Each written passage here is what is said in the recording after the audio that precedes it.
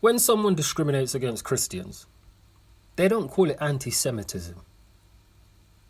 When someone discriminates against heterosexuals, they don't call it homophobia.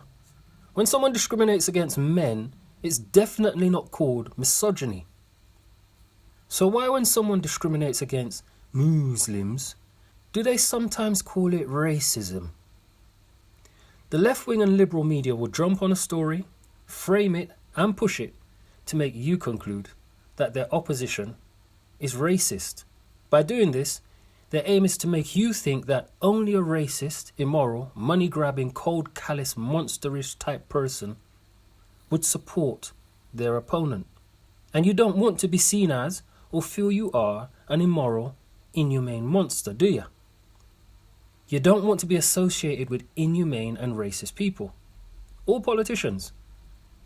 So you support the left-wing, liberal idea to prove to yourself and to others that you're a good person. This mindset is what the left-wing politicians and media were trying to achieve when they framed and pushed the Donald Trump comments about Somalia and Sudan as African shithole countries. He was only talking about Somalia and Sudan, not the whole of Africa, but you wouldn't know that because left-wing media didn't tell you that it was only 2 countries. And right-wing media doesn't explain itself to black people.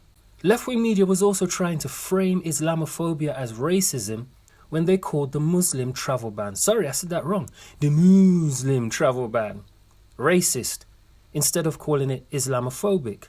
Oh, and the Muslim travel ban was started by Obama. Yes, Obama.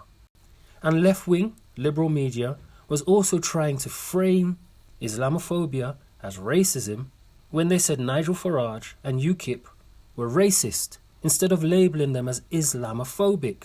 And left-wing media are trying hard, I mean like real hard, to do the same thing here, reframing Islamophobia as racism when they report on Priti Patel's Rwanda plan. They want you to think it's racist. They do. They don't want you to think it's Islamophobic. But how can the Rwanda plan be racist when last year, 2020 to 21, more than 82% of the asylum seekers who came across the English Channel on small boats came from majority Muslim countries? 82%. If 82% of a set of sufferers were Christians, would left-wing media call their suffering anti-Semitism? They wouldn't, would they? If 82% of those suffering were heterosexuals, would left-wing media call it homophobia? Of course not. If 82% of the victims were men, would left-wing media call it misogyny? No. So why, when 82% of the Rwanda plan victims and or sufferers are Muslims, do the left-wing media frame it as racism and not Islamophobia? Well, that's because associating it with black people and leading you to believe it's racism and not Islamophobia means it gets more credibility in the public mind and therefore more support from the public. What can I say? Black people carry kudos, and left-wing media exploit black people's kudos. They're overusing the word for black discrimination, which is racism, and they overuse it so they can get more support for the plight of other subgroups who they like. And many of these subgroups are racist.